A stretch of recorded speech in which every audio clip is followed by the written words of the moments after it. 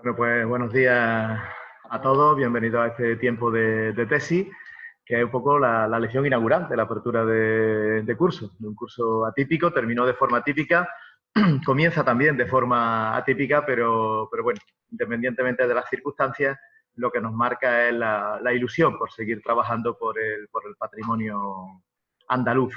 Y en este caso yo creo que damos el pistoletazo de salida de este curso con una actividad que siempre es entrañable para nosotros, para los compañeros del instituto, para los amigos del instituto, como es la lectura de una tesis, la presentación de una tesis de un miembro de esta familia, que es el Instituto Andaluz de Patrimonio Histórico.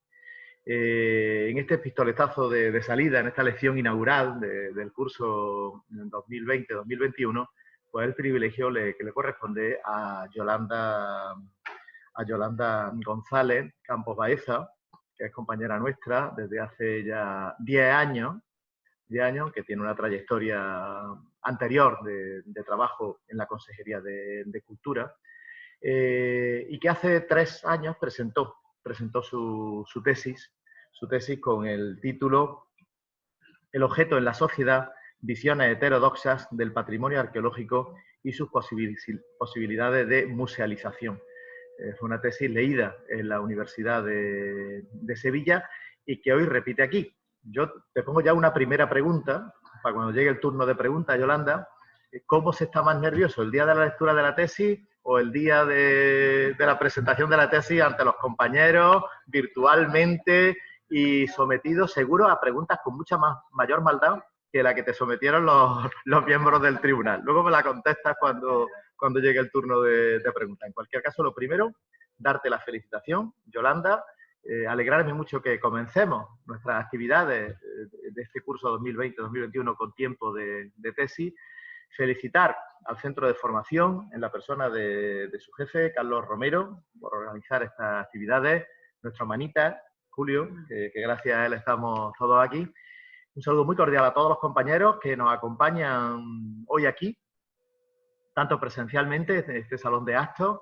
A algunos ya les he dado la bienvenida después de las vacaciones, a otros no, pero aprovecho para dársela ahora y luego más particularmente, deseando a todos que sea un curso provechoso para el instituto en general y para cada uno en particular.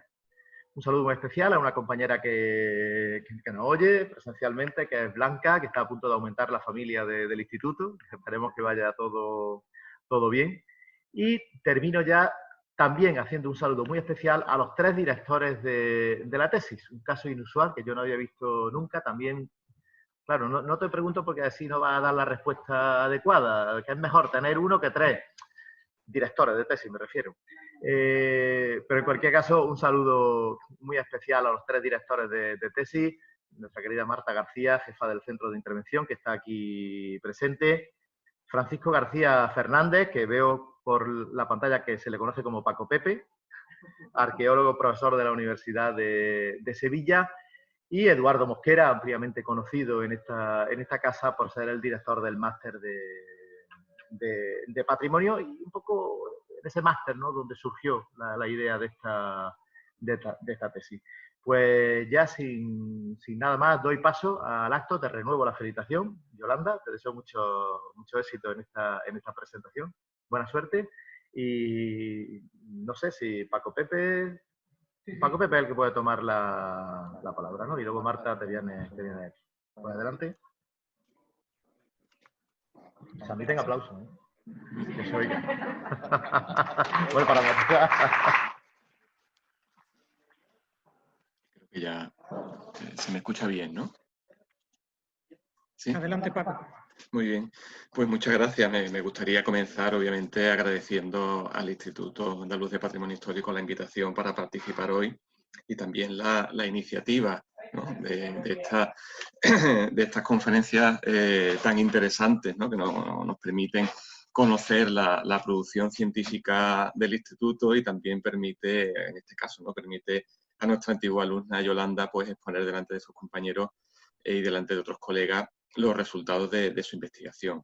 En este sentido, yo ya le voy a adelantar al señor director una una respuesta a su pregunta. Yo me encuentro hoy más nervioso que el día que presentó Yolanda la tesis, porque hay una enorme diferencia entre la presentación ceremonial, en el cual hay un protocolo establecido y, por supuesto, hay una valoración positiva previa de una tesis, que la presentación ante los compañeros, donde realmente hay una postura crítica, interesante, una discusión sana, que creo que eleva mucho el nivel del propio trabajo y también el nivel del debate que este trabajo genera.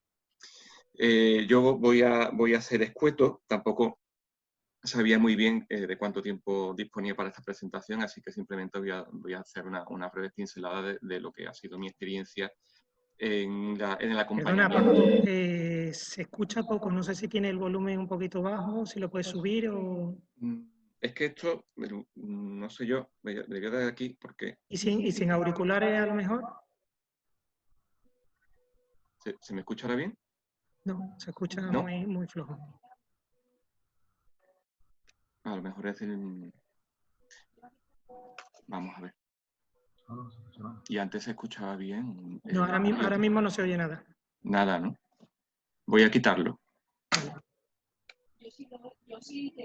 ¿Sí? ¿Y ahora? Mejor, mejor. Sí, ¿Se escucha bien desde ahora aquí? Perfecto, Paco. ¿Sí? Sí. Le voy a dar yo volumen. Vale. Bien, pues no sé si han tenido oportunidad de escuchar lo primero que acababa de comentar.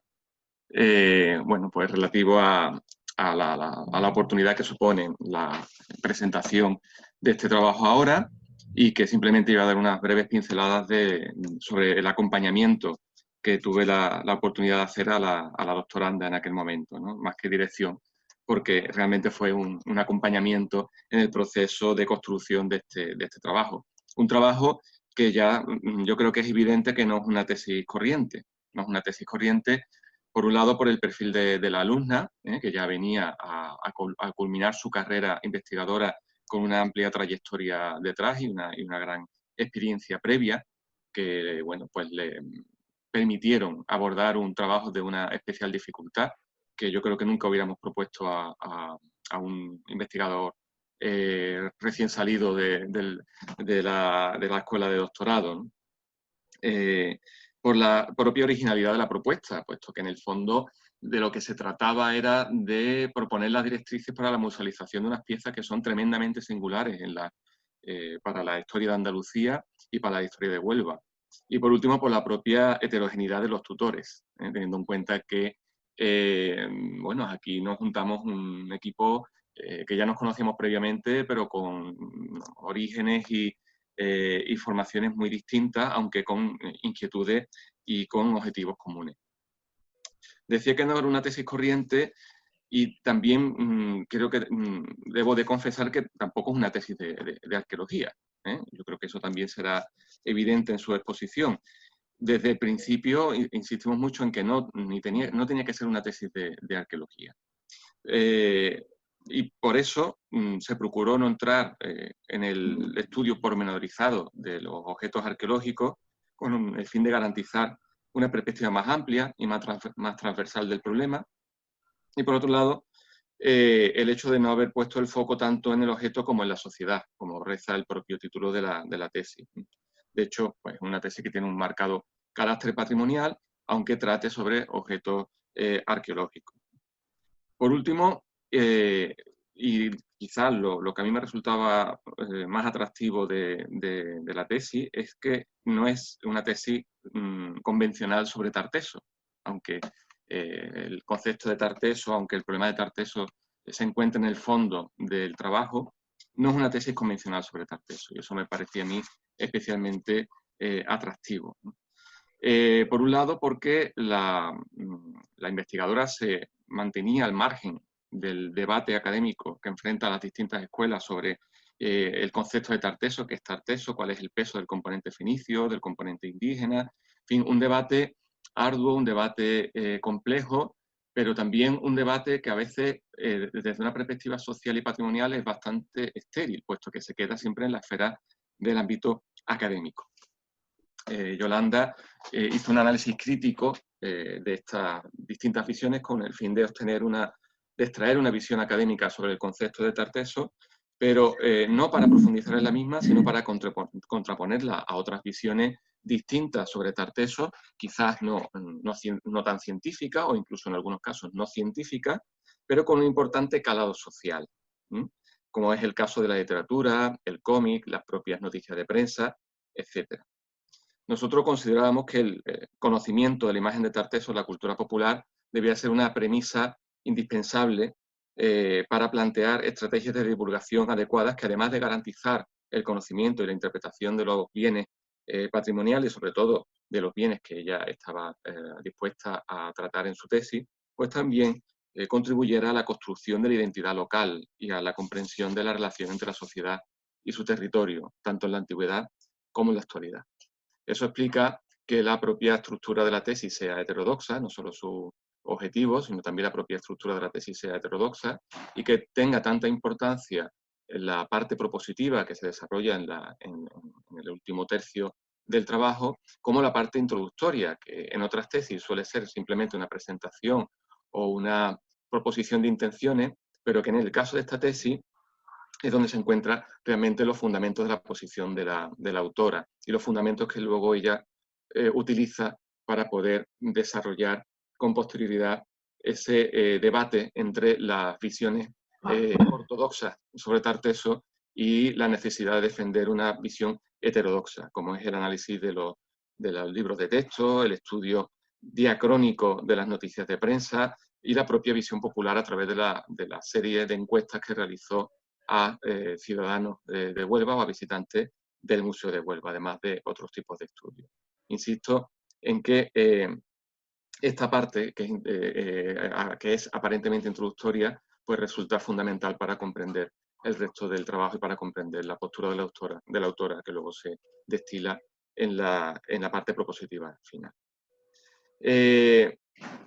Cabe decir, además, de esta presentación un poco más formal, que para mí, y creo que para los tres tutores, esto fue una experiencia enriquecedora y también bastante divertida, por cuanto nos vimos obligados a deconstruir nuestra propia forma de trabajar, a dar muchos pasos hacia atrás desde una perspectiva académica para poder dar muchos pasos hacia adelante desde una perspectiva patrimonial y social, siendo extremadamente críticos con nuestras respectivas disciplinas y siendo extremadamente críticos con los presupuestos teóricos de partida con los que se suele abordar un trabajo de investigación y en este caso sobre un tema tan polémico como es el caso de Tartessos.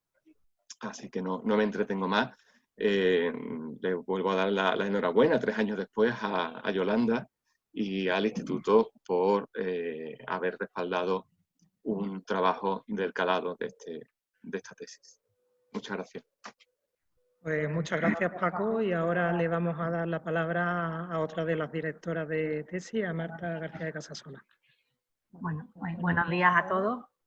En primer lugar, quiero reiterar el agradecimiento al Instituto y al Centro de Formación por retomar estos tiempos de tesis tan necesarios ahora más que nunca, porque los investigadores siempre tienen una tarea un poco solitaria y creo que este tipo de actos pues, les permiten contrastar pues, experiencias y conocer otros modos de hacer que siempre son muy enriquecedores. Bueno, yo voy a ser muy breve. En segundo lugar, quiero agradecer siempre a Yolanda, que es la protagonista de esta historia, su trabajo y el esfuerzo, y los resultados los vamos a ver ahora. Las tesis, la lectura de tesis son siempre una celebración, un acto de celebración académica, yo creo que el más importante que hay, ¿no? Yo creo que son de los actos más agradecidos de la universidad y ahora encima tenemos la oportunidad de repetirlo y volverlo a escenificar en este acto del instituto, ¿no? Y en ese sentido, pues agradecerlo de nuevo. Solamente voy a hablar de un tema que me gustaría destacar, que algo ya ha dicho Paco Pepe, y es la cuestión disciplinar o interdisciplinar. Y sobre ese aspecto voy a destacar 2 cuestiones. La primera, la de los 3 directores, que es una cuestión excepcional. De hecho, para que se pueda producir hay que justificarla expresamente, es decir, es excepcional en el ámbito universitario, pero sin embargo yo creo que lo que hemos abierto es un camino más que necesario, porque hubo un momento en el que planteábamos, bueno, a lo mejor no son necesarios 3 directores de tesis, y sin embargo hicimos el esfuerzo por justificar bien esa necesidad. Obviamente la tesis de Yolanda, que por supuesto, como ya se ha dicho, también es fruto del instituto y es fruto del máster, ¿no? Y es de justicia decirlo, pues era una tesis diferente, como también se ha apuntado, y en ese sentido los 3 directores, pues lo que representaban era esa diferencia, ¿no? Había 2 arquitectos de procedencia diferentes, Eduardo, que viene del ámbito académico, y yo, que era el vínculo que necesitábamos también dentro de la casa, y Paco Pepe, pues el necesario experto en las cuestiones sobre arqueología que se iban a tocar. Ese es el primer punto que quería destacar sobre la interdisciplinaridad, y el segundo es, pues bueno, para terminar esa primera parte, sacamos lo mejor de Yolanda, pero creo que Yolanda sacó lo mejor de nosotros, porque tuvo capacidad para escucharnos y no complicarse y no volverse loca, ¿no? Para ubicarnos, para convocarnos muy periódicamente, de una manera muy fácil, y para equilibrar todo lo que iba recibiendo, ¿no? Y el resultado está en ese trabajo. La tarea no era fácil y creo que salimos todos muy contentos, ¿no? Y eso yo creo que es el mejor indicador de que la cuestión fue bien, ¿no? El segundo aspecto relacionado con la interdisciplinaridad es qué significa trabajar interdisciplinarmente, ¿no? Y para mí no tiene tanto que ver con convocar a distintos puntos de vista, sino con ser capaces de situarnos en el papel del otro, ¿no? Salirnos fuera de nuestra zona de confort, salirnos fuera de nuestro ámbito de trabajo, y que eso produzca en nosotros una revolución suficientemente grande como para avanzar y generar algo nuevo, ¿no? Y en ese sentido, pues bueno, Yolanda hizo su trabajo de una manera muy ordenada, muy rigurosa, salvando una cuestión inicial que siempre es necesaria en los trabajos de patrimonio, que son los prejuicios, ¿no? Los prejuicios que tenemos cuando abordamos cualquier lectura de un bien patrimonial o cualquier trabajo de esta envergadura. Y precisamente ese aporte interdisciplinario creo que contribuyó a superar esos prejuicios iniciales. Por supuesto, esta tesis, que es una intervención que va a trabajar en esa visión que ya conocemos todos, la necesaria visión de situar el objeto en el territorio, ¿no? Y en este caso, desde la arqueología, pues se hacen las revisiones necesarias de conceptos, de herramientas de trabajo, para intentar generar algo diferente, algo innovador, ¿no? Abordando esos caminos interdisciplinares para intentar incluso aproximarse a cuestiones antropológicas, tímidamente, ¿no? Pero porque siendo consciente de que este trabajo no podía abordarse sin conocer qué piensa el ciudadano y sin conocer qué está pasando de primera mano. Esa incursión metodológica a la antropología pues le ha permitido también atar todos esos flecos que muchas veces se producen cuando abrimos cualquier campo de trabajo patrimonial, que es como infinitamente infinito e inabarcable muchas veces. Y en las cuestiones también se atrevió a apoyarse en procesos proyectuales propios de la arquitectura, a controlar escalas, a controlar puntos de vista, a identificar miradores en el territorio, a trazar lecturas transversales para construir estrategias casi de intervención. Y yo me atrevería a decir que estamos ante un trabajo que es ejemplo o que quiere ser protección activa del patrimonio, ¿no? En esa idea que tenemos de la protección hoy en día, que no es una idea inmovilista, sino todo lo contrario, que es una idea que intenta proponer cosas y proponer acciones. Y por mi parte, ya está. Agradecerle de nuevo, agradeceros a todos vuestra presencia, agradecerle a Yolanda su trabajo y bueno, ya sin más, de paso creo que al profesor Eduardo Mosquera, que es el que va a cerrar la intervención de los directores. Muchas gracias. Muchas gracias, Marta. Eduardo, ¿tienes la palabra? Ya está conectado. Sí. A ver, ¿el micrófono se me oye? Sí. ¿Se oye bien? Sí, se oye bien. Sí. Buenos días a todas y a todos. Quería, en primer lugar, agradecer la iniciativa de estos tiempos de tesis y su recuperación. Tuve la oportunidad de participar en la primera, que se dedicó al mundo de la biología, de las ciencias en relación con el patrimonio, y ahora pues nos encontramos con alguien que parte de la arqueología, pero como ya han comentado mis compañeros, pues se nutre de muchos aspectos disciplinares bien diversos. Bueno, lo primero, agradecer por supuesto el que me hayáis llamado para esta ocasión y que estoy dispuesto a disfrutar de la intervención de Yolanda como lo fue el recorrido de su tesis doctoral, y que marcaba, bueno, pues todo un compromiso que ella venía de atrás con la investigación, que se había sustanciado en el seguimiento de, como se ha dicho, del máster en Arquitectura y Patrimonio Histórico, al que ha regresado luego tras ser doctora como profesora, ¿no? Y que, bueno, pues nos habla de ir cumpliendo etapas y ciclos que enriquecen a todas las personas que estamos involucradas en estas áreas, ¿no? Tanto en la gestión tutelar del patrimonio como en la esfera académica formativa de aquellas personas que la van a desarrollar más adelante, y esos puntos de encuentro con la sociedad que, como se ha subrayado, bueno, tiene la tesis. Es evidente que para algunos pensar que una tesis te la dirijan 3 personas significa que o eres muy ambiciosa, muy arrojada, y bueno, pues Yolanda tiene algo de eso, evidentemente, pero también es que el tema es evidente que lo requería y lo merecía.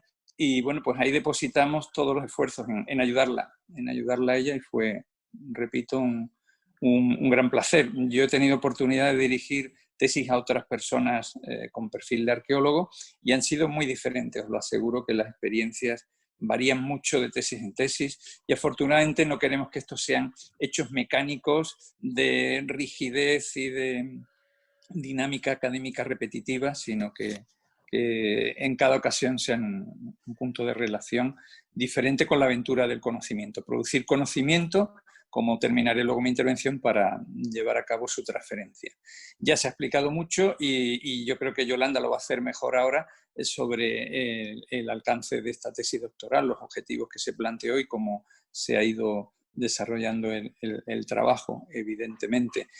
Solo el endiablado índice que tiene ya explica por los numerosos palos por los que se ha tenido que mover Yolanda, y que aluden evidentemente tanto a una relación muy exhaustiva de lo que es el proceso de investigación de aquello que llamamos Tarteso, y que a mí la verdad me enternecía mucho, porque yo fui de niño de los que, volviendo del colegio, me acercaba a las excavaciones de Juan Pedro Garrido Roiz y de Elena Horta, que iban apareciendo cosas en La Joya. Bueno, pues viví eso un poco biográficamente, aunque no me dediqué luego a la arqueología, pero la curiosidad está en todos nosotros, yo creo que de modo innato, y hay que practicarla.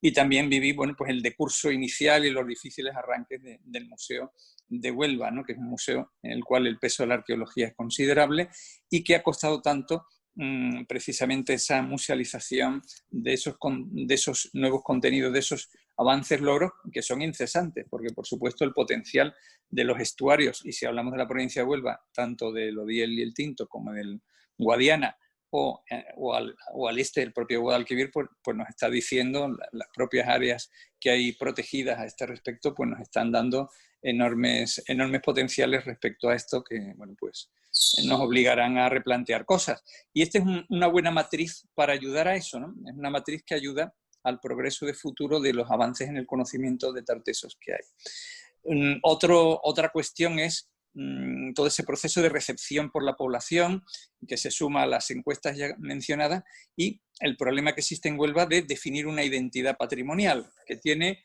unos pesos muy concretos en ciertos ámbitos de lo medieval, por ejemplo, islámico, digamos, o por supuesto relacionados con la conexión americana, ¿no? Con el hecho de ser el origen del descubrimiento del Nuevo Mundo, y que eso tiene mucho peso, ¿no? Como también tienen otro peso, evidentemente, otras culturas que llegaron, los ingleses y otras compañías de otra procedencia, y nos dejaron ya en época contemporánea ese legado. Es decir, que hay mucho de fuera, pero hay una difícil articulación y darle el peso adecuado a esa identidad en Huelva, del territorio de Huelva, de este mundo antiguo, tartesio y fenicio, que bueno, pues se discuten muy bien en la tesis en su vinculación, porque sabéis que hay posiciones diversas sobre ello, ¿no?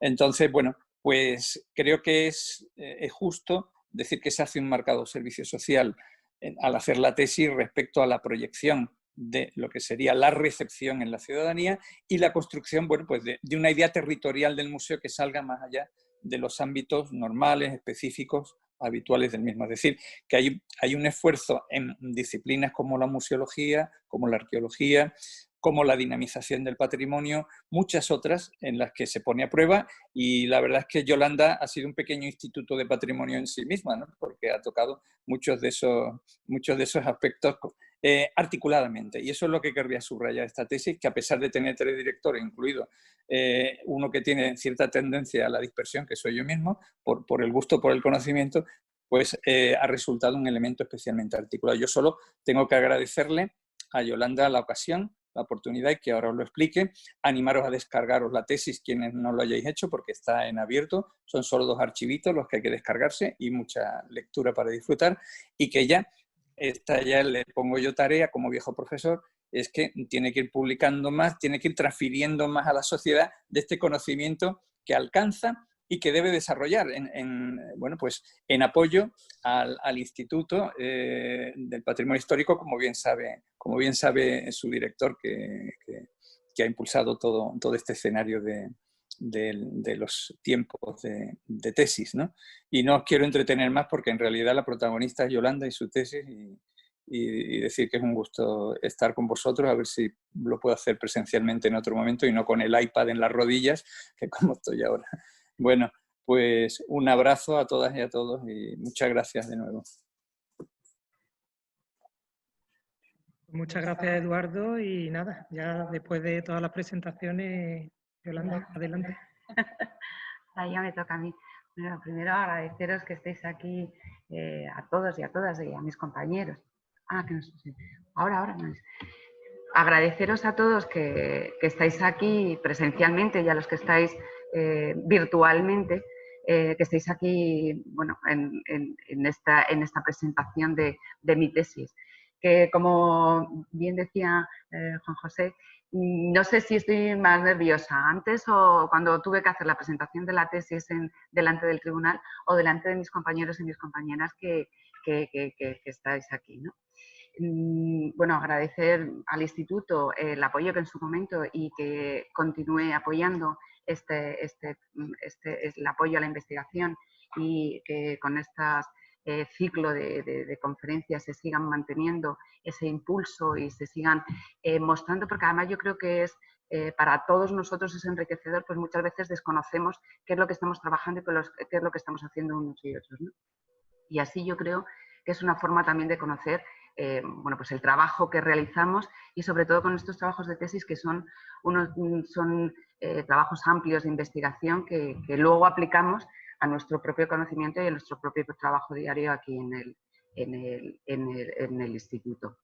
También agradecer, por supuesto, a mis directores, que, bueno, como estaban diciendo, pues la verdad es que, como han dicho, fue un trabajo muy interdisciplinar, fue un trabajo que, sobre todo, a mí me enriqueció muchísimo y siempre se lo agradeceré, el que me permitiesen romper esas barreras que muchas veces tenemos conceptualmente por nuestras propias disciplinas, que no nos dejan o no nos permiten, porque nos han ir más allá y superar esas barreras. Ellos sí me permitieron hacer eso, es más, me enseñaron a hacerlo y me animaron a que así lo hiciese, y la verdad eso me ha servido de acicate para continuar haciendo y además aplicarlo también al trabajo diario que desarrollo en el instituto. Bueno, sin más, yo creo que ya, para no extenderme mucho más, os voy a contar de qué, bueno, mi tesis y qué es lo que hemos trabajado en ella. Tengo que, lo paso ya, le doy a compartir pantalla, ¿no?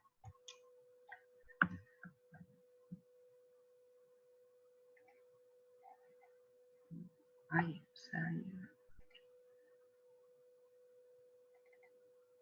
tengo que ir todavía más adelante. ¿Se ve bien? Vale. Bueno, como veis, el título de la tesis es Del objeto a la sociedad, visiones heterodoxas del patrimonio arqueológico y sus posibilidades de musealización. El título en sí recoge lo que hemos estado hablando, esa percepción, esa propuesta de que el patrimonio tiene múltiples formas de acercarse a él y formas de vincularse a él, y por lo tanto a la hora de pensamos que a la hora de entenderlo, de valorarlo, de difundirlo, de difundir ese conocimiento, era necesario hacerlo desde ese punto de partida, desde esa visión poliédrica que se tiene. En nuestro caso también, además, lo que hicimos fue aplicarlo al patrimonio arqueológico tartesio en Huelva, como se ha estado comentando. Es más, la imagen, se decide que la imagen representativa de la tesis sea lo que es uno de los elementos y uno de los objetos arqueológicos más reconocidos de este momento, que es uno de los bocines del denominado carro de la necrópolis de la Joya de la tumba 17. Digo denominado carro porque incluso las nuevas interpretaciones, últimas interpretaciones, están poniendo en duda que esto forme parte de ese carro. O sea que, como veis, estamos continuamente cambiando y la ciencia sigue avanzando, y esas nuevas interpretaciones de los mismos materiales son los que hay que ir modificando. Bueno, para explicaros cómo va a ser esta presentación, primero sería la conformación de una idea, explicaros por qué, cómo nos planteamos nosotros qué propuesta y qué idea podría surgir y deberíamos de desarrollar, asomarnos al pasado para conocer el presente en el sentido de decir hacia dónde queremos ir y qué objetivos eran los que queríamos alcanzar, qué espacio, qué ámbito de trabajo iba a ser en el que nos íbamos a mover, y cómo íbamos a reconocer, también establecer esas metodologías, qué metodología era la que había que utilizar para establecer y analizar ese concepto, primero ese concepto de Tarteso, cómo se transmitía a la sociedad y cómo se reflejaba directamente también a través de se podría revisar a través de los materiales, es decir, ese mito tarteso, el ver ese patrimonio cómo se reflejaba en Huelva, y a partir de ahí hacer unas propuestas de musealización de cómo debería hacerse una propuesta de musealización de ese patrimonio, o cómo entendíamos que debería de hacerse.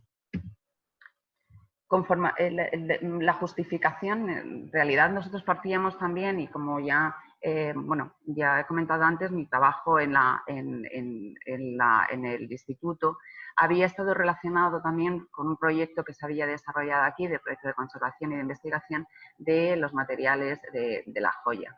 De ahí surgió esa idea primitiva de trabajar sobre ellos. Pero esos materiales, que no solo son materiales y objetos arqueológicos, sino que en el proceso patrimonial se van construyendo y se van incorporándole una serie de valores patrimoniales que es necesario reconocer y transmitir, y que nos permiten explicar cómo de un objeto del pasado puede estar y se refleja en nuestro mundo cotidiano. De ahí que estas dos imágenes, de ver esa relación entre ese objeto de la Joya, ese objeto arqueológico, con lo que sería la utilización de esas denominaciones y de ese nombre y de esa rememoranza de ese momento histórico en el momento actual. Básicamente nuestros objetivos eran ratificar que el patrimonio arqueológico es ese elemento de estudio poliédrico, y como tal hay que presentarlo. Definir, porque era difícil definir una metodología de trabajo en donde tengas que establecer una relación con ese territorio, y en relación con ese territorio en el sentido no solo geográfico y físico, sino también en esas interrelaciones que se crean con la sociedad que la ha habitado y que lo habita en este momento. ¿Qué vínculos se han creado? Visualizar cómo esos objetos del pasado participan de ese territorio, cómo se relacionan y cómo se reflejan, y establecer esas relaciones, y sobre todo con el fin de conservar y demostrar ese patrimonio arqueológico que es necesario conservar y mantener y difundir, porque realmente la conservación parte del conocimiento, y si no existe ese conocimiento no se conserva lo que no se conoce, ¿no? Impulsar también desde el museo, pues entendimos que sería el museo como institución cultural, con el peso que tiene también dentro de la propia ciudad de Huelva, que sea este museo desde donde se hiciesen una serie de propuestas que impulsasen y nos permitiesen obtener los resultados que queríamos obtener. Y activar esos mecanismos de comunicación, entendiendo que el museo debe ser ese puente entre la sociedad y la investigación directamente. Como ámbito de estudio, es decir, establecíamos distintos niveles. Teníamos un ámbito conceptual. ¿Qué concepto de Tartessos es el que existe a nivel de investigación y el que existe en ese imaginario colectivo? También un ámbito territorial, que sería esa ciudad de Huelva, o sea, cómo se refleja ese patrimonio arqueológico tartesio en Huelva, y ese espacio más del museo como institución y como lugar de recepción de esos conocimientos y de transmisión a la sociedad. Estos tres ámbitos están continuamente intercambiándose, interconectados y no son aislados, lo cual hacía que la metodología de trabajo no solo fuese una metodología casi más específica y concreta para cada determinado objetivo que nos queríamos plantear, ¿no? Esta sería la estructura general, que, bueno, en principio, la estructura general que tenía en la tesis y en la presentación de la tesis, con un primer bloque del que hemos estado hablando, un primer bloque de introducción general y de posicionamiento de nuestras bases teóricas de las que partíamos. Un segundo bloque que sería esa explicación de ese mito tartésico, el tercer bloque que sería la explicación del patrimonio arqueológico tartesio en Huelva, y el cuarto bloque que ya sería esas miradas y esa elaboración después de todo ese análisis y esa interconexión, sería ya esa propuesta de musealización que se hacía. Por lo tanto, el esquema conceptual, por lo tanto, la metodología, como os he comentado antes, la metodología de trabajo era una metodología que necesitaba de establecer un esquema conceptual que nos permitiese definir esa metodología en concreto que debemos aplicar. Entonces, nos planteábamos primero que el concepto de teníamos que identificar cuál es ese concepto de Tarteso. ¿No se oye? ¿Cuál es ese concepto de Tarteso? ¿Ahora me oyes, Cinta?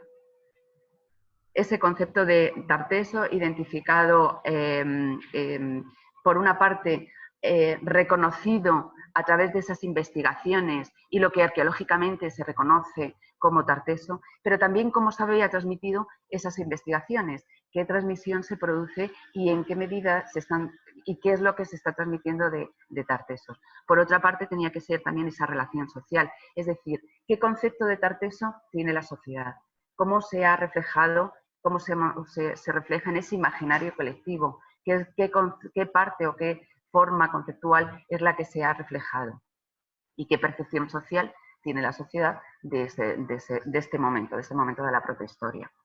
También, por otra parte, teníamos que bajar, digamos, y presentarlo en un territorio geográfico, y eso es qué restos, cómo se entiende Tarteso, el patrimonio arqueológico de época tartesia en Huelva. Por un lado, qué investigaciones se habían realizado y, por otro lado, esa parte social entendida como el reflejo de lo que conoce, tanto de lo que conoce que es lo que percibe la gente de Tartesos en el caso de Huelva, y además cómo conserva y cómo se protege, o sea, cómo se establecen esas tutelas desde ese conocimiento.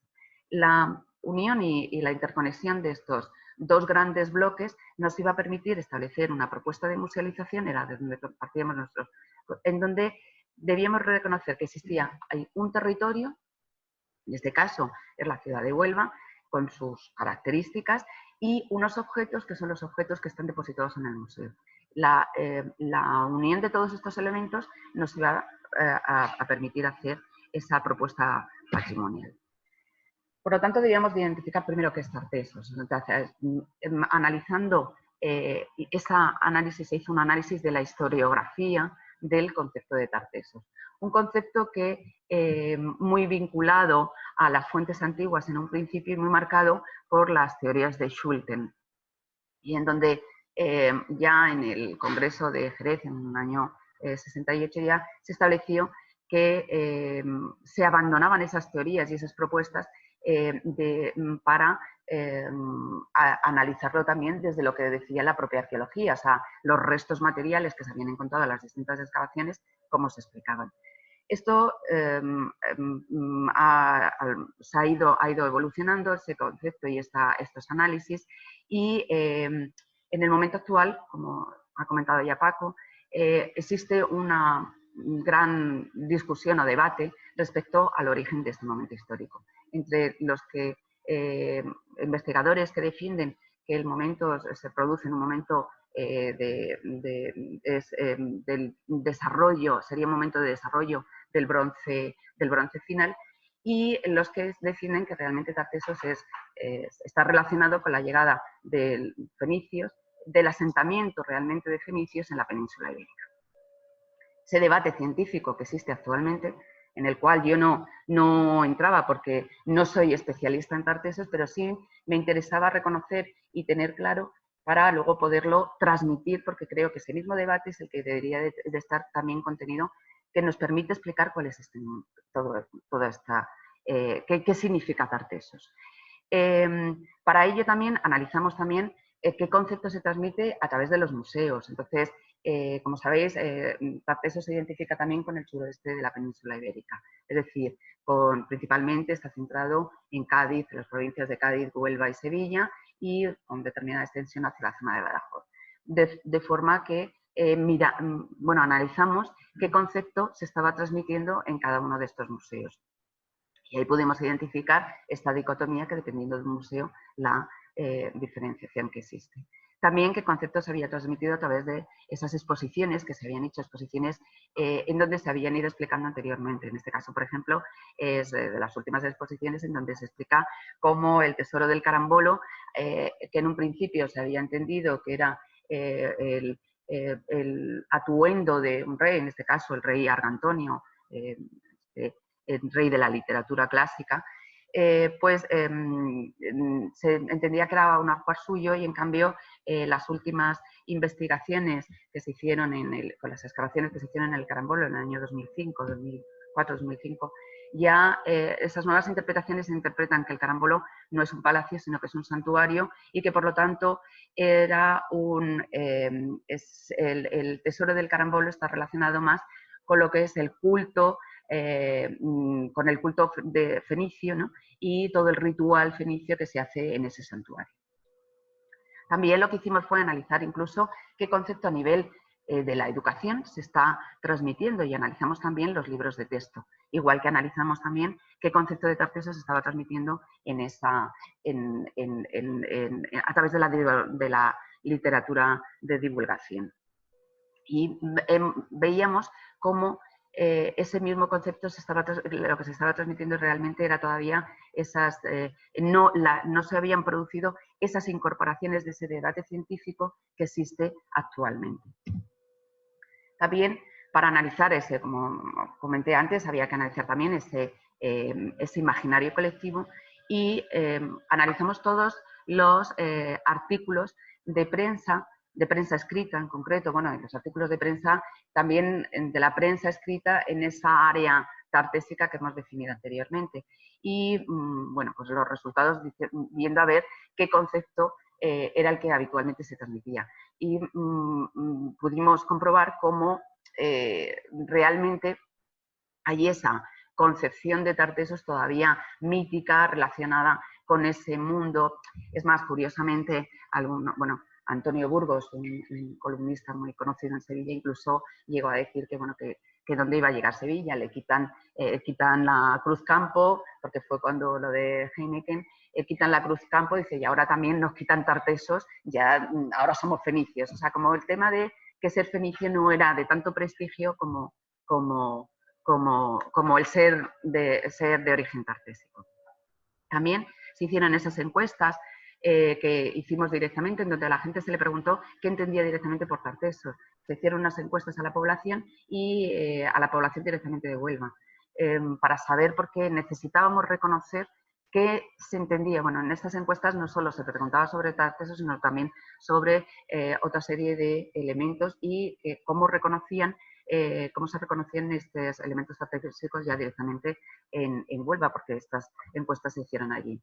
También se vieron las relaciones también con las manifestaciones artísticas, es decir, se analizaron sobre todo en pintura, porque han sido lo que más se hicieron, de exposiciones, de representaciones, y veíamos cómo determinados elementos, en este caso, por ejemplo, se ve esa flor de loto, o esto se identificaría más con ese pectoral que forma parte del tesoro del carambolo, O sea, todavía existía esta relación de ese mito de Tartesos, o sea, lo que veíamos no solo en este caso, sino en relación con los otros casos ya estudiados, estaba más relacionado con esa imagen mítica que se tiene todavía. Esta imagen mítica que incluso se llegó a reflejar, llegamos a hacer un análisis y mapeamos el uso del nombre de Tartesos como utilización como marca, ¿no? Para las empresas, como para el callejero, y nos demostraba, ahí pudimos ver cómo la utilización de ese nombre se hace en toda la parte de lo que es el ámbito de lo que se ha conocido como territorio tartésico habitualmente. Lo mismo también hicimos, analizamos también las novelas, la divulgación, la novela, principalmente la literatura novelada, y nos reflejaban esa imagen mítica de Tartesos. En este caso es un cómic de Tartesos, en donde se ve esa imagen, este es Argantonio, esa representación de Argantonio, de ese rey mítico que según la literatura duró 100 años, ese rey generoso y bondadoso, con ciertas licencias, porque, por ejemplo, aquí parece más la Dama de Elche que con esos róleos que una representación tartésica, pero fijaros también en cuál es la representación. Esta es la representación del fenicio. El fenicio se representa como un ser oscuro, porque es esa idea que yo creo que todavía se mantiene y se sigue manteniendo de esa asociación de lo fenicio con algo, no muy prestigioso en contraposición con lo que es Tartesos como ese gran imperio, esa gran sociedad. Bajando ya el siguiente pilar en el que nos apoyábamos era ya este escalón, sería ya ese nivel territorial. Ese nivel territorial que estábamos hablando de esa singularización de ese patrimonio arqueológico, cómo se singulariza en Huelva ya en concreto, en la ciudad de Huelva. En este caso, concretamente, este es el corte estratigráfico del Cabezo de San Pedro, que las excavaciones y las intervenciones en Huelva se han centrado hasta más o menos los años 90 en lo que es este momento de época tartesia. Y además, las cronologías que se establecían en Huelva eran las cronologías que se utilizaban para extrapolar esas cronologías al resto de la península, en Huelva y el Carambolo en Sevilla, ¿no? Con lo cual, ¿esto qué significa? Que cualquier modificación de esas cronologías significa una modificación del resto de las cronologías en los otros yacimientos de la protohistoria peninsular. Eso en general en cuanto a la protohistoria del tema de Tartesia. Y luego, además, en el caso de Huelva ya directamente, la arqueología, este momento se explica en base a la constitución geomorfológica también de la propia Huelva, en donde esa constitución de esta paleopenínsula, que se expresa aquí, que comunica con la zona, con la parte ya continental de lo que sería ya toda la parte del territorio del Andévalo, de la sierra, de la zona del Andévalo y ya la parte llana, y que además servía, por un lado, es un lugar de un fácil asentamiento, debido a que también la aprovisión de recursos es fácil, o sea, tanto recursos agrícolas como todos los recursos que ofrece la marisma, como los recursos que ofrece también el puerto. El puerto, el desarrollo de ese puerto que está protegido y que está protegido de los vientos y demás, y que ha sido también uno de los factores importantes en la historia de Huelva en general y en este momento histórico en particular, pues es uno de los puertos más importantes en esta época. Por lo mismo, debíamos reconocer qué imaginario colectivo era el que se había transformado, era el que se identificaba en Huelva. Así habíamos visto a través de esas imágenes, tanto de las imágenes anteriores, de representaciones anteriores, que esta imagen, la visión de Huelva, que siempre se ha tenido, es esa visión de esos cabezos en altura que sirvieron de refugio en su momento y que también permitían el reconocimiento y el control de ese territorio, pero que además también la importancia de ese puerto, de esas relaciones continuas que ha tenido Huelva con la estación del mineral y la comercialización a través de ese puerto de Huelva. Analizamos también cómo se había la tutela de ese patrimonio, y tanto a nivel patrimonial, de la legislación patrimonial, como de la legislación urbanística y territorial. Así pudimos comprobar cómo la ordenación urbanística protege esos cabezos desde las alturas. En este caso es el Cabezo de San Pedro. Había una propuesta, es un plan especial que bueno, no se ha llegado a ejecutar, pero que hay una propuesta para desarrollar esos restos del castillo, de ese castillo medieval que quedan en ese. Entonces, es una propuesta de hacer un espacio arqueológico en esa zona y a la hora de leer veíamos, cuando analizamos ese planeamiento, ese plan especial, protegía en las alturas, nunca debían de interrumpir lo que era esa visión desde el Cabezo hacia afuera. Pero en cambio se permitía, y de hecho se ha macizado esa visión del Cabezo desde abajo, esa visión que se tiene, con lo cual se está perdiendo esa relación con esos cabezos directos que están permitiendo que, por ejemplo, todo esto es una zona de construcción. De hecho, este espacio ya está construido, en donde se construye en altura que a lo mejor pueden ser hasta 11 plantas, con lo cual no ves lo que hay detrás. Y esto se repite habitualmente. Esto, por ejemplo, ha sido muy polémico últimamente, en el Cabezo de la Joya en concreto también, porque se va a hacer un plan especial. De hecho, se aprobó, se ha paralizado y está todavía pues en litigio en la misma necrópolis de la Joya, en donde, por un tema también de compensación de pérdidas urbanísticas en otros espacios, se permite esa construcción delante del mismo cabezo, alrededor de ese Cabezo de la Joya, se va a permitir la construcción de esos bloques de plantas que nos evitan esa relación directa con el cabezo. Por otra parte también analizamos qué actividades y cómo se había reflejado en el museo y qué actividades de difusión, tanto a través de cómo se había hecho el reflejo en el museo, o sea, de cuál había sido la transmisión de esa información, como tanto a nivel de exposición en las distintas etapas del museo, como a nivel de actividades de difusión, en este caso, por ejemplo, de actividades que se hacen enseñando los materiales que están en los almacenes, ¿no? Que parte de los materiales están depositados.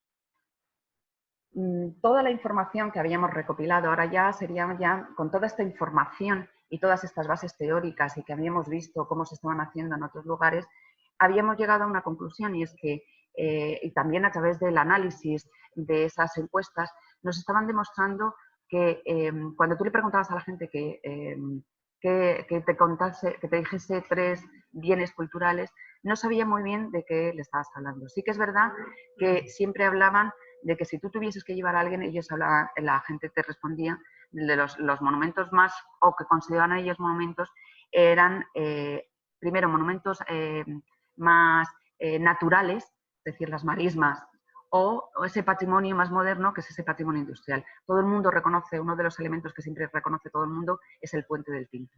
Es ese puente con el que están vinculados la misma población y con el que está vinculada históricamente Huelva a través de esa industria y de ese desarrollo industrial que ha tenido con la metalurgia, ya desde épocas tartésicas hasta ahora. Con lo cual, también por otra parte, el análisis de la documentación histórica nos había demostrado, bueno, incluso los mismos historiadores modernos decían que Huelva no tenía historia, porque Huelva carece de estos grandes monumentos como aparecen en las ciudades que hay alrededor. O sea, Sevilla tiene la Giralda, Córdoba tiene la mezquita, Cádiz tiene esas casas señoriales y la catedral de Cádiz. O sea, Huelva, de hecho, además, cuando a la hora de analizar también cómo se transmite, miramos incluso qué monumentos se enseñan en esas guías turísticas. Y a la hora de comparar con las encuestas que se hicieron, prácticamente esos monumentos casi ni aparecían o aparecían en muy pocos casos. Es decir, lo que se reconoce como monumento la gente no lo ve como algo suyo y a donde te llevaría si tú vas de visita a Huelva. Entonces, también por otra parte reconocíamos que es que con las nuevas intervenciones arqueológicas se están poniendo en valor determinados elementos, o sea, que no se habían hecho suficientes excavaciones, vamos, no había el suficiente conocimiento, pues todas esas excavaciones y todos estos materiales de época romana estaban, no se habían excavado, no se habían puesto en valor, con lo cual tampoco se conocía y la gente no reconocía eso, porque normalmente además se tiende a identificar que yo tengo historia si tengo romano o si tengo musulmán, ¿no? pero no si tengo un patrimonio industrial que no es comparable, o un patrimonio paisajístico que no es comparable y que me identifica a mí como ciudad y me diferencia del resto, ¿no? También en estas habíamos detectado en esas encuestas que hicimos, pues también detectamos que el patrimonio arqueológico no siempre se sabe qué es lo que es. Y creemos, y también con las nuevas musealizaciones que se están haciendo en comparación con otros lugares, pues que debe de mostrarse. En este caso, por ejemplo, es el panel que hay en el Museo Arqueológico Nacional, en donde ya te identifica y te muestra qué es el patrimonio arqueológico, que no solo son las ruinas del pasado ni las excavaciones, sino que nos habla también de las técnicas, metodologías y esos nuevos patrimonios, ese patrimonio industrial, ese patrimonio arqueológico industrial que también se reconoce como tal. Entendíamos que en la propuesta nosotros teníamos que incluir, y para que un museo con las características de un museo ya de este siglo tiene que ser un museo abierto, inclusivo, y así nos había demostrado el mismo museo que se estaba haciendo con esa accesibilidad. Bueno, perdonad porque las fotografías son muy malas porque son mías y yo hago muy malas fotografías, la verdad. Entonces, bueno, con esos, en este caso es una reproducción, esta es una de las reproducciones de uno de los bocines, creo que es el mismo que aparece en la portada, para que sea táctil, o sea, para gente con menos visuales, ¿no? Con discapacidad visual. Y también esas actividades que habían tenido en cuenta, bueno, pues todos otros, a todos los sectores sociales, no solo a un sector más no solo en la parte científica, a un sector que tiene un nivel cultural, sino también a todos los niveles como es el público infantil, ¿no? Ese museo debía ser también un museo participativo. Lo que queríamos era que ese museo fuese un museo participativo, en donde se incluya, en donde la sociedad se vea reflejada. Y se vea reflejada a través de esa explicación del mito. En este caso, por ejemplo, este es un logo de unos, o sea, para que veáis también la identificación con tartesos que hay. El logo es de un club de piragüismo que hay en Huelva, que se llama además Tartesos, y que además lo que lleva el remero en la cabeza es uno de los cascos de la ría del hallazgo de la ría de Huelva, que se hallaron a principios del siglo pasado, ¿no?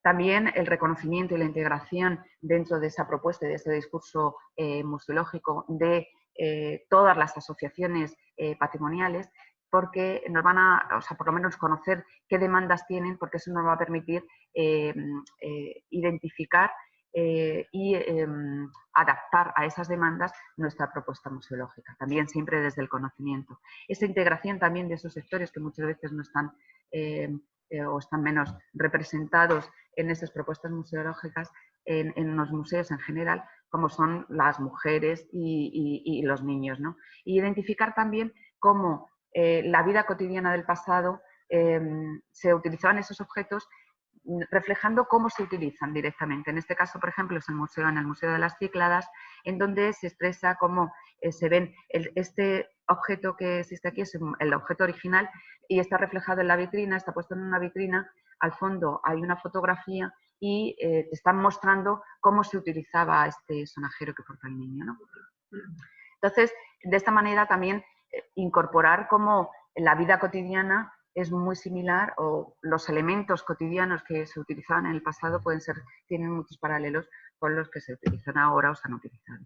También ese museo de los sentimientos, en el sentido de decir, pues como comentaba también antes Eduardo, ¿no? Él se acuerda de cuando él estaba Juan Pedro excavando. Este es Juan Pedro Garrido y Elena Horta, que nos hicieron una visita al instituto cuando se estaban restaurando estos materiales. Entonces, bueno, pues aquí aparecen compañeras nuestras, ¿no? Entonces, ¿cómo nos explican eso? O sea, incorporar en nuestra propia visita esos sentimientos, esas sensaciones que tuvieron tanto en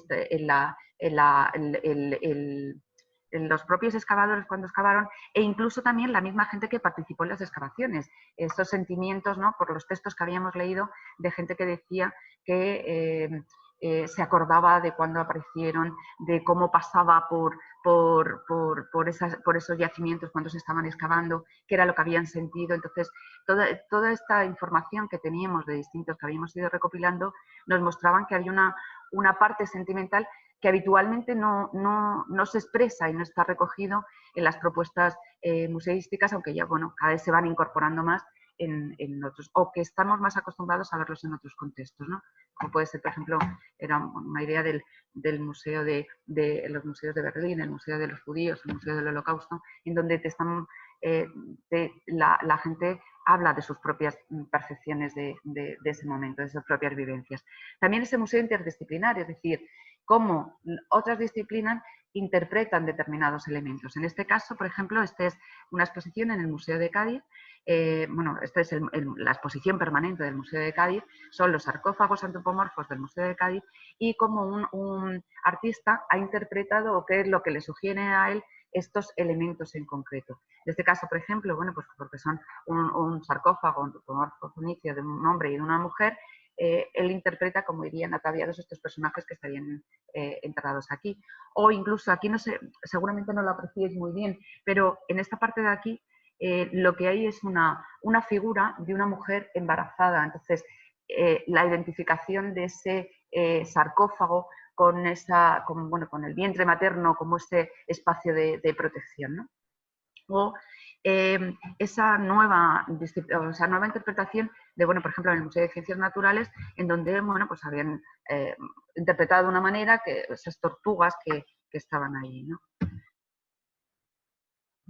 También debe demostrar, o sea, teníamos claro que teníamos que mostrar también ese foro de debate, o sea, ese debate científico que está ahora mismo, en el que se muestra, bueno, esto es el hallazgo de la ría de Huelva, el famoso hallazgo de la ría de Huelva, que está catalogado, que está clasificado cronológicamente y que se dice que es de finales del bronce pleno, de finales del bronce, y que está datado a finales, ha datado como, vamos, en el cambio es decir, del siglo XI,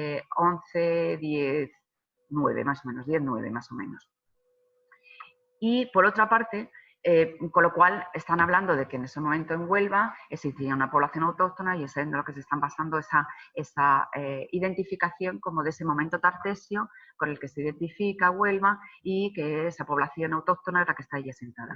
Pero al mismo tiempo, en una excavación se hallaron los restos de de la calle Méndez Núñez, que si bien es una excavación, bueno, son unos restos encontrados descontextualizados porque se encontraron ya en la marisma cuando se metió la pala excavadora y vació el terreno, pero sí que están mostrando que hay ciertos contactos ya con todo ese mundo del Mediterráneo, con esos contactos, los primeros contactos fenicios, y los están datando por las cronologías que dan las cerámicas entre los siglos, como a finales ya se acerca mucho lo que se había siempre, el momento de orientalizante y de contacto con los fenicios se había establecido en el siglo VIII y antes de Cristo, y ahora por estos materiales se están empezando a plantear y a cuestionar, o nos estaban empezando a demostrar que podría ser un siglo anterior, ya en el siglo IX. Es decir, que lo que os estaba comentando antes, si recordáis, del cambio de las cronologías, aquí empieza ya a percibirse ese cambio. Entonces, la interpretación de estos materiales, que incluso ahora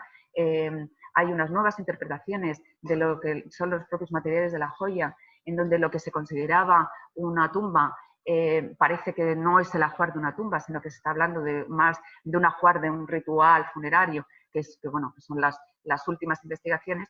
Pues ese debate que se crea en el mundo científico debe estar reflejado, o sea, para no mostrar que, para hacernos pensar y empujar a ese debate crítico y a ese pensamiento crítico impulsado desde el propio museo, mostrando cómo si la ciencia avanza, las interpretaciones pueden cambiarse. Luego también mostrar este espacio de heterogeneidad.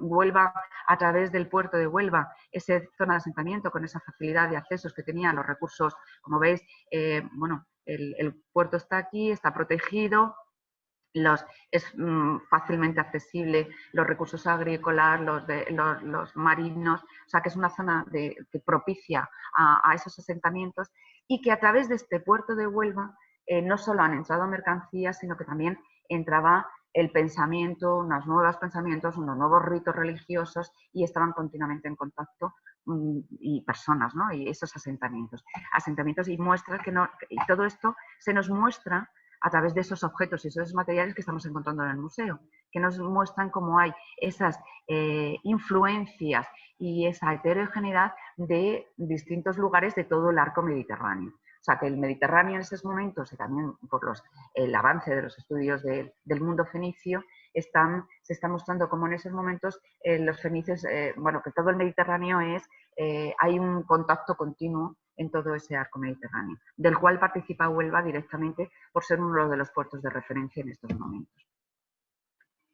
El elemento de identidad, o sea, hay que explicar que entendíamos, o sea, al final de todo este discurso lo que estamos viendo es también esa relación y estamos mostrando ese continuo feedback que se hace también entre el territorio, los materiales, ese imaginario colectivo, ese territorio, que nos está mostrando cómo estos elementos que forman parte de esa formación geomorfológica del territorio son parte de la identidad de la propia Huelva. En este caso, y han conformado también la propia ciudad de Huelva. Pues estamos hablando que esto es el primer momento de ese urbanismo. Ese urbanismo que sería muy similar al que se muestra en la foto, en la imagen, vamos, porque la ciudad se ha tenido que ir incorporando, estos son los cabezos, y se han ido ocupando en esas casas que incluso en estos momentos, en época orientalizante, tendrían esa forma cuadrangular, ¿no?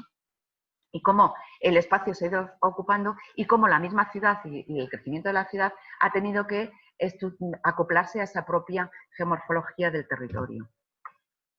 Las excavaciones nos han ido diciendo y definiendo cuál es esa línea de costa y en esa relación con el puerto y con esa relación con el puerto de Huelva y demás, y ese avance de la investigación nos ha ido demostrando cómo en un primer momento se pensaba que esa línea de costa era una línea regular y en cambio es una línea muy sinuosa de entradas y salidas por este avance y descenso de la marisma y ese movimiento. En este caso, por ejemplo, estamos viendo todos estos puntos reflejan zonas de intervención y esto también nos sirve para explicar el por qué en un solar estamos encontrando materiales del siglo VIII a.C. y en el solar del lado no lo encontramos. Esto, principalmente a la hora de establecer el planeamiento urbanístico, ayuda a la hora de establecer esas cautelas arqueológicas que luego pues van a permitir ese desarrollo. Con lo cual, estamos viendo continuamente cómo todos los elementos se van interconectando, se están interrelacionando y no podemos analizarlos aisladamente, sino que cualquier actuación tiene que tener también en cuenta todos esos aspectos.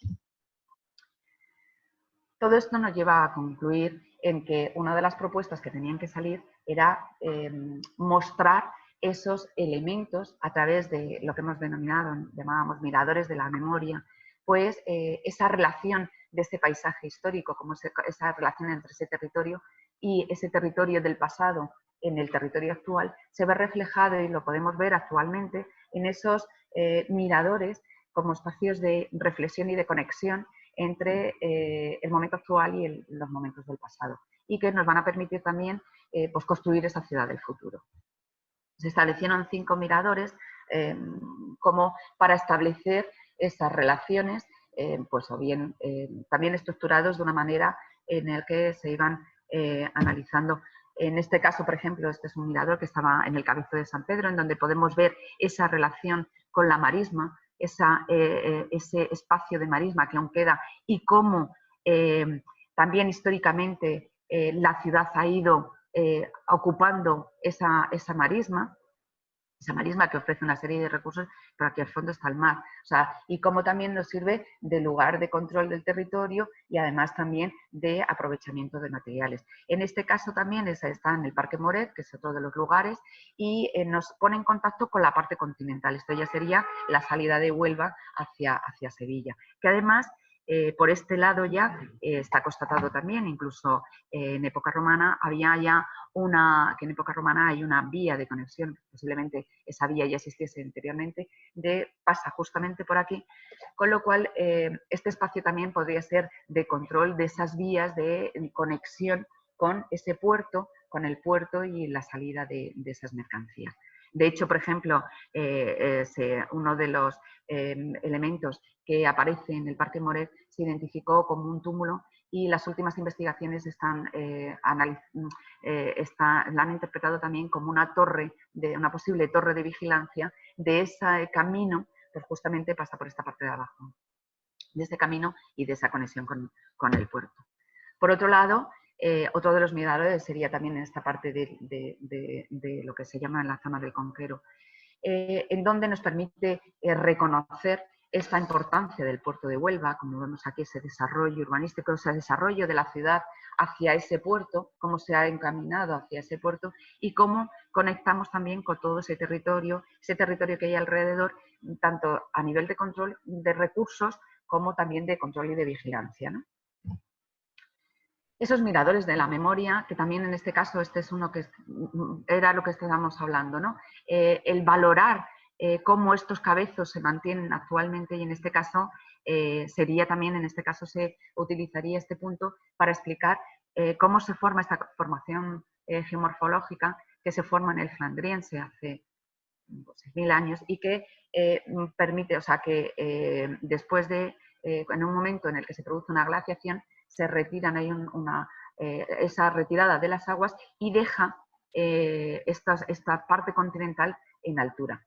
Con lo cual esto, aparte de identificarlo como ser un elemento identificativo de la propia ciudad de Huelva y que lo distingue del resto, pues los cabezos están diseminados en toda la ciudad, además es un elemento patrimonial porque ha servido de asentamiento y de forma de ubicación y asentamiento tanto para el asentamiento como también para un punto de vigía.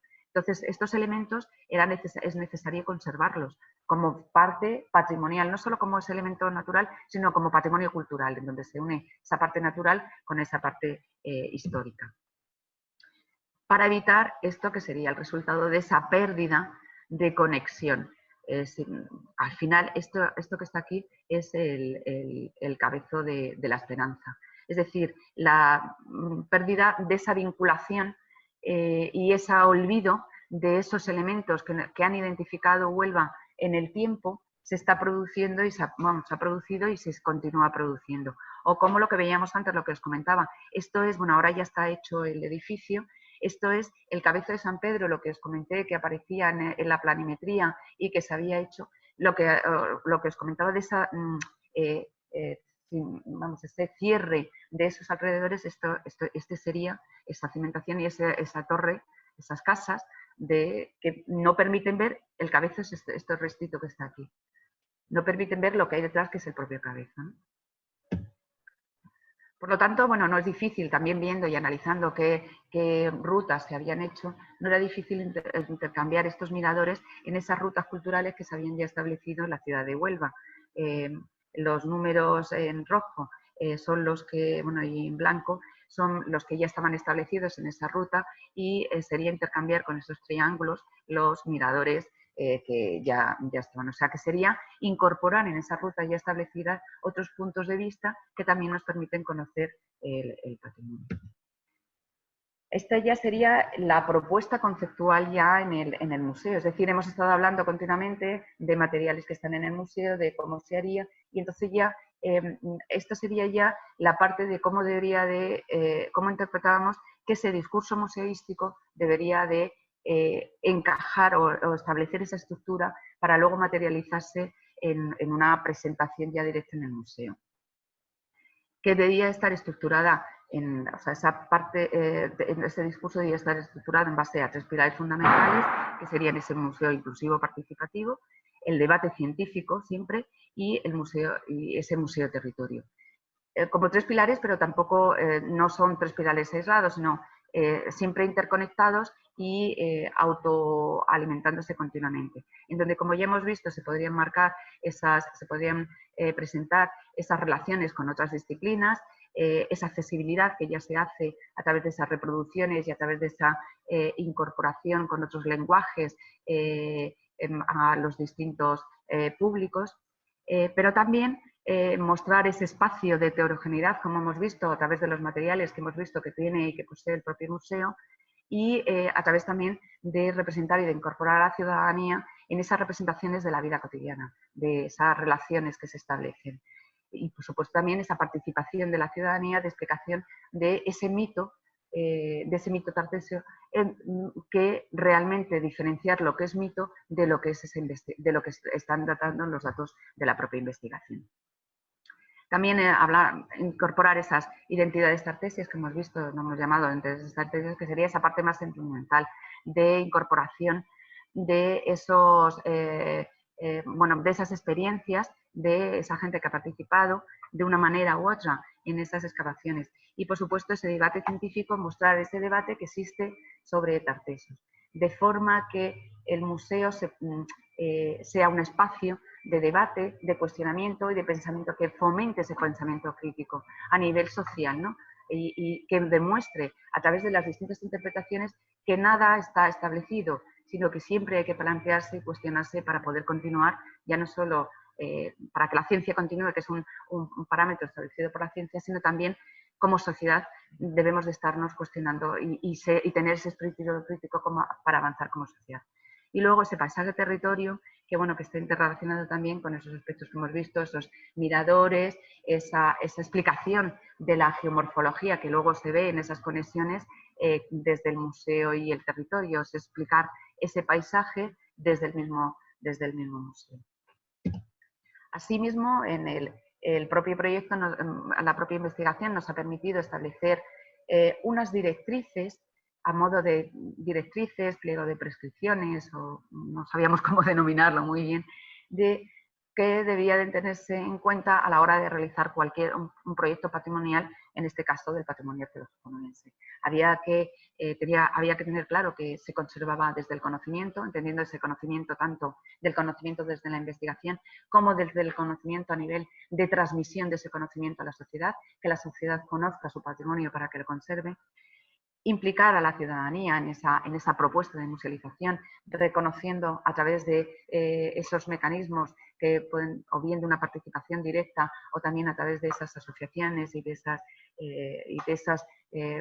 asociaciones y de esa participación, que la ciudadanía debe reconocerse, la ciudadanía tiene que reconocerse en el patrimonio arqueológico, reconociéndose en ese diario que lo tenemos cerca y que forma parte de nuestra vida cotidiana y forma parte de nuestro paisaje habitual y cotidiano, utilizar el paisaje como herramienta de estudio, como herramienta de trabajo, porque es para reconociendo no solo el territorio, sino esas interconexiones e interrelaciones, interpretar el paisaje de Huelva con sus potencialidades y sus condicionantes, es decir, lo que estábamos hablando, no proteger solo los cabezos sino protegerlo también desde abajo, o sea, que la normativa de protección no solo sea de una parte, sino que sea del elemento en su conjunto y en su totalidad.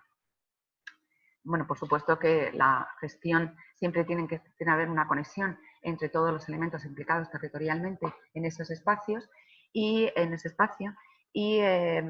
identificar, bueno, el papel del urbano en este caso como punto de partida, en el caso del patrimonio, pues es del primer urbanismo, o sea, hay asentamientos anteriormente, está datado asentamientos anteriores, pero como estructura urbana es en este momento orientalizante, es cuando se produce ese urbanismo y, bueno, la participación, o sea, que el patrimonio arqueológico forma parte de la ciudad, es decir, forma parte de esa creación y entonces tiene que estar en esas mesas de debate cuando se está hablando del patrimonio, se está proyectando esa ciudad, tiene que formar parte de esa discusión y de esos debates.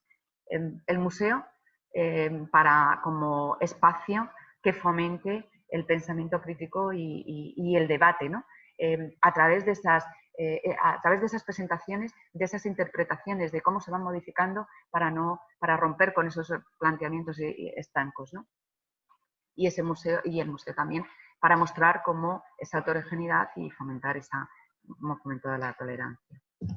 Bueno, y ya resumo y ya termino. Bueno, pues, queríamos mostrar que el patrimonio arqueológico es un objeto de estudio poliédrico que creo que queda de manifiesto cómo a lo largo de la tesis, que la musealización debe integrar todos esos valores que conforman no solo esos valores científicos a los que estamos acostumbrados, sino todo el resto de todos esos valores patrimoniales que en ese proceso de patrimonialización se van produciendo, que el patrimonio arqueológico crea ciudad, o sea, que forma parte de esta ciudad, que debe ser utilizado para la creación de esos espacios de la memoria y bueno, el museo como elemento de comunicación entre la sociedad y la investigación y bueno, el patrimonio arqueológico forma parte también de ese futuro, o sea, que el patrimonio arqueológico no es solo ese pasado al que vemos, sino que también forma parte de ese futuro, pues tiene que, al que recurrimos. Y bueno, finalizo dándos las gracias a todos y a todas por... Me ha hecho muchísima ilusión, no sé si os he conseguido transmitir esa ilusión que yo tenía por mostraros, por enseñaros qué era lo que había hecho y bueno, por enseñaros un poco en lo que había estado trabajando y además porque creo que en parte de vosotros y vosotros habéis tenido implicación en mi tesis, pues me habéis ayudado a hacer materiales, a mostrarme esas otras nuevas visiones, a impulsarme y a empujarme, me habéis ayudado a leer mis cosas para ver si estaban bien escritas o no. O sea que muchísimas gracias y ya está, y he acabado.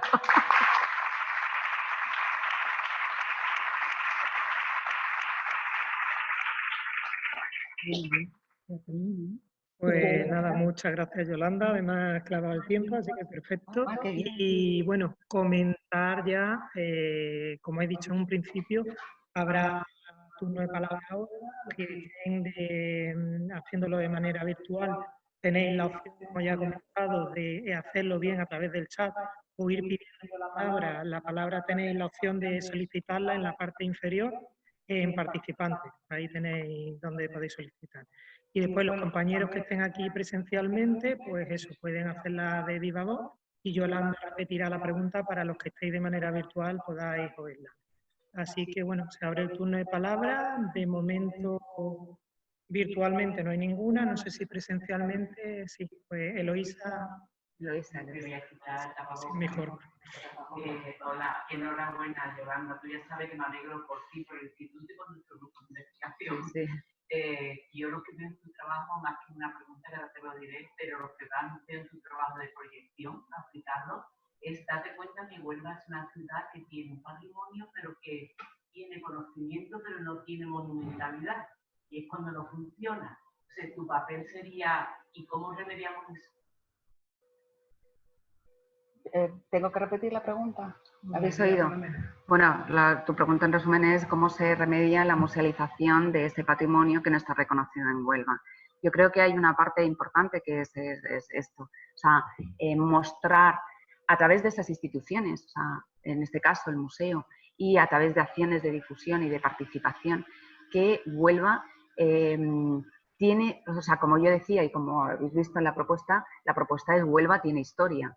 Es decir, romper con esa idea asentada y muy interiorizada en el que al no tener esos grandes monumentos, sí que es verdad que habría que hacer activación de esos espacios que nos recuerdan a ese momento del pasado, que aunque no tenemos esos monumentos, bueno, monumentos, no tiene monumentos, grandes monumentos patrimoniales o monumentos en la identificación de monumento como la ley de patrimonio histórico, por ejemplo, de ese monumento tradicional. Pero sí que tiene monumentos, o sea, tiene ese monumento y ese patrimonio natural, tiene esos cabezos que lo están identificando y que realmente son también un monumento, forman parte de su historia. Y eso es lo que yo creo que es que a través de una labor de difusión, también de las actuaciones, de nuestras propias intervenciones, de nuestros propios proyectos, desde los proyectos que puedan de tutela, y de proyectos de desarrollo de esas intervenciones, que esas intervenciones vayan teniendo en cuenta todas esas características. O sea, aparte de una difusión, e incluso que la misma universidad bueno, pues vaya incorporando también esos conceptos del patrimonio, o sea, que cuando se muestra, se explica desde la misma universidad también, desde esa ortodoxia universitaria, que es el patrimonio arqueológico, que se explique también toda esa parte que ahora mismo, y se está haciendo, vamos, que yo creo que así en Huelva es como se están haciendo, vamos, por Juan Campos y el equipo que tienen allí, ¿no? No sé si te he contestado. Me falta un poquito, que es que, claro, hay que difundir, pero ¿cómo le hacemos que a los nubenses primero quieran a su ciudad para que a los demás que lleguemos también, porque yo que he estado allí siempre vuelvo y la quiero y participar de todas esas excavaciones, la gente no sabe los resultados que se han pedido, pero es que además yo aprendí a aborrecer la ciudad de Huelva que veo el resto, porque los propios de Huelva decían, no, la ciudad no vengáis, y esto es una mierda de ciudad. De los años 60 y 70. Claro, sí que es verdad que la percepción de... Sí que es verdad que ahora se están haciendo por parte de, pues desde el museo, por parte del ayuntamiento, por parte de la propia universidad, por parte de... están empezando a poner en valor, sí que es verdad que es una labor difícil. Luego también el movimiento ciudadano en Huelva está siendo también reivindicativo. O sea, la asociación Huelva Te Mira está reivindicando los cabezos y la protección y el desarrollo y la protección de sus cabezos. O sea, sí que hay cierto movimiento. Sí, también es verdad que eso no se hace de un día para otro. Es una labor que poco a poco se va haciendo y yo creo que se está en el camino, se está en ello. Y hay que ir pues poco a poco avanzando en ese sentido, siempre con esa labor de difusión en todos los ámbitos y en todos los campos, ¿no? Tanto también incluso desde el ayuntamiento también está haciendo esa labor de difusión para reconocer. Y luego también yo creo que es más complicado porque es ese patrimonio que se reconoce, ese patrimonio más moderno si quieres, ¿no? Porque Huelva lo que tiene es un patrimonio industrial que no tiene ningún otro sitio. O sea, y eso sí lo reconoce la gente. O sea, la gente cuando tú le preguntas dónde te llevan, no es a ninguna de las iglesias que aparecen en lo que os comentaba, en esas guías turísticas. Donde te dicen que tienes que ir es a ver el puente del Tinto. Ese puente que ha servido que ha sido el cargadero, lo que llaman ellos el cargadero de mineral, que era el antiguo cargadero donde se cargaba el mineral que venía de las minas de la sierra. Eso sí lo identifican y de hecho en esa zona se ha urbanizado, eso que era una zona degradada, se ha hecho un gran paseo que conecta.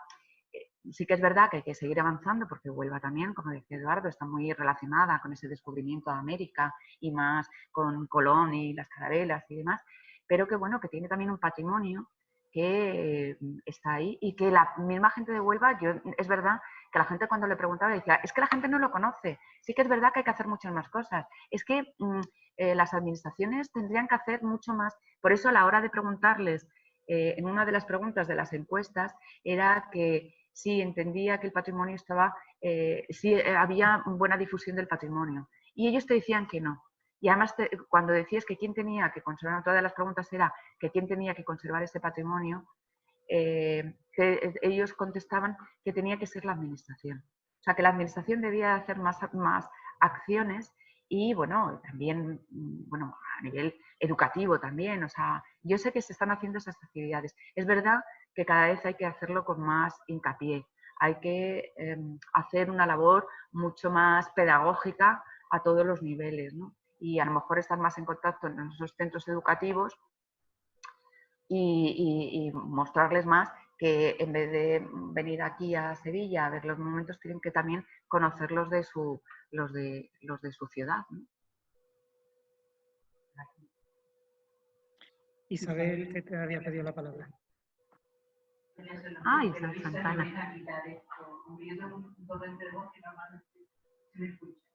Bueno, antes que nada quería felicitar a Yolanda, felicitar a los directores del trabajo, porque verdaderamente Huelva está necesitada de un trabajo distinto. Yo últimamente, los últimos años, represento mucho la ciudad. La problemática del patrimonio cultural y natural en Huelva es múltiple y variada. Estando de acuerdo básicamente con todo lo que plantea en la tesis, sobre todo con la necesidad de una discusión que sea real y una participación de la ciudadanía, que sea activa, etcétera, etcétera. A mí me parece que sería fundamental que este trabajo lo asumiera de alguna manera, por una parte, el propio Ayuntamiento de Huelva y por otra, la Consejería de Cultura en la parte que le toca, digamos. Y es que realmente, sabes perfectamente, Huelva tiene una declaración como zona arqueológica desde hace 20 años, el propio Parque Urbano de Huelva, con los cabezos están prácticamente todos protegidos, y todos hemos visto, todas las imágenes que hemos mostrado, cómo se han ido haciendo. cómo se han ido construyendo. Y desde luego, la cuestión del paisaje de Huelva, el paisaje patrimonial, de interés cultural, o como lo queramos llamar, está, desde mi punto de vista, en una situación de fragilidad que es verdaderamente preocupante. Y hemos visto pasar un plan general, que desde mi punto de vista, y lo que hemos en el principio, era muy lamentable para el tratamiento del patrimonio cultural, pero que están en uno nuevo y no parece, tampoco lo tengo muy encima, pero no parece que por eso de verdad te animo a que siguieras trabajando en la línea de lo puramente urbanístico, territorial, etcétera, en el ámbito de Huelva. Es verdad que Huelva está Tarteso, pero Huelva también es un magnífico yacimiento histórico que han... lo de la orden, los ídolos son las estrellas, los ídolos del yacimiento son ahora mismo la estrella del Museo de Huelva, excepcionales. Realmente, trabajos de este tipo deberían seguir esa línea, porque patrimonio, claro, es también muy difícil que la gente asuma cosas que la propia administración que debería tutelar no las entiende, o no las ve, o no las asume. Eso de verdad creo que esa línea de trabajo es interesante. Muchas gracias. Sí, efectivamente. Bueno, en la tesis se centraba en el patrimonio tartesio y nos hemos centrado en ese nada más. También porque era el que conocimos y nos permitía también ese concepto mítico de Tartesos, que, bueno, pues esa leyenda, esas relaciones, si realmente se mantenían o no, si realmente. Entonces, por eso ha sido centrarnos en ese momento histórico. Sí que es verdad que Huelva es un yacimiento, bueno, además ahí lo tenemos, el yacimiento de la Orden, que está dando unos magníficos materiales espectaculares. Es un yacimiento romano que se está excavando y que tiene una parte medieval que es muy potente y que además, bueno, con esa isla de Saltés que es espectacular y que... Sí, una cosa así, efectivamente.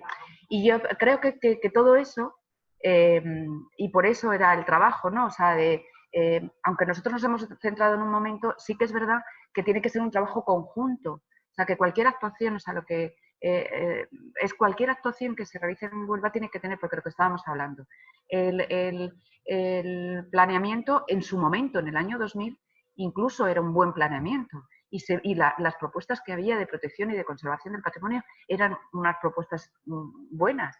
Pero claro, si estás protegiendo, pues lo que estábamos comentando, ¿no? Si proteges los cabezos desde la altura, pero no proteges desde abajo, yo te meto un edificio aquí que tengo 100 plantas y al final, ¿qué es lo que consigo? Que pierda esa noción. Y de hecho, por ejemplo, no lo he comentado, pero esa noción se ha ido perdiendo en el tiempo con un detalle. O sea, el escudo de Huelva antes era un cabezo y aparecía un arco que se podría interpretar como ese castillo de Huelva, de ese castillo de época, de ese castillo medieval.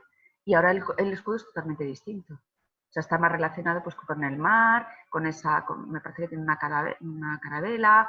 O sea, ha habido un cambio que se ha producido ahí. ¿Por qué? Porque se ha perdido también esa relación de ese imaginario colectivo, ese ver todos los días los cabezos que forman parte de ese territorio, de ese imaginario, ¿no?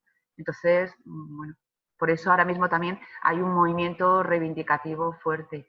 Yo creo que todo esto va a ir poco a poco. Es verdad que por eso mismo también, porque también es verdad que si a ti, porque es que los historiadores lo dicen, o sea, Huelva no tiene historia.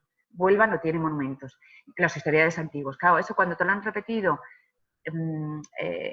continuamente y además los sabios, la gente que se supone que sabe y te está diciendo eso, al final lo interiorizas y crees que realmente, bueno, lo que tú tienes no es válido, ¿no? Cuando realmente tiene un patrimonio, bueno, que yo creo que ese patrimonio natural, esa conjugación de ese patrimonio natural con esas relaciones, esas visiones de los cabezos, esa vista de Huelva, cuando tú te vas, te pones enfrente y todavía llegas a ver lo que son los cabezos, cómo se vería o cómo se veían, se ven en esas imágenes históricas, la verdad es que te das cuenta de cómo es Huelva, que si no... allá. Adelante, Luisa, no, de momento no hay ninguna virtual. No, que quería decirte una cosa, si no tuviera la belleza natural que tiene, porque por lo menos para mí es de los sitios más bonitos que conozco. No vuelve a ciudad, toda la provincia.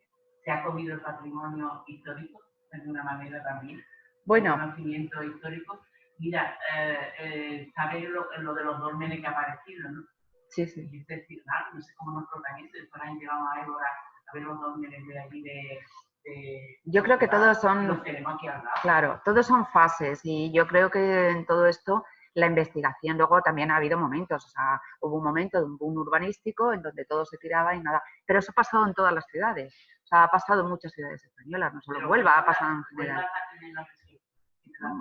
Bueno, yo creo que también sabes lo que ha pasado, que yo creo que también a Huelva además se le ha unido otra cosa y es que los cabezos se han quedado justo en el centro de la ciudad.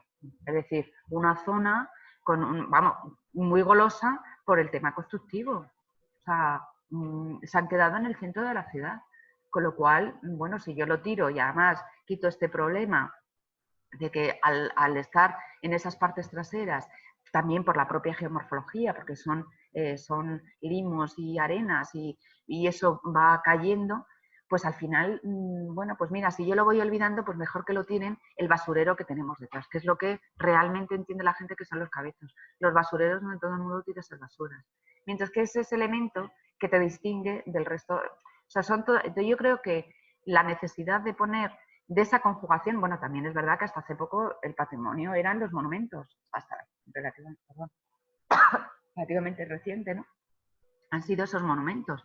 Y en cambio ese paisaje natural, esa relación de lo natural con lo histórico, ese patrimonio cultural, ¿no? Que sería ese patrimonio cultural, bueno, pues es lo que se está hablando, se está poniendo en valor ahora, ¿no? Traslado una pregunta que hay virtual. La hace Sandra Carvajal y dice, bueno, muchas gracias Yolanda por el interesante trabajo y gracias por hacernos partícipes de ello. La pregunta dice, al respecto de la musealización de ese patrimonio artístico, ¿qué mecanismos, medios, herramientas se prevén para presentar al público asistente esa relación entre la vida cotidiana pasada y su extensión en la vida cotidiana actual?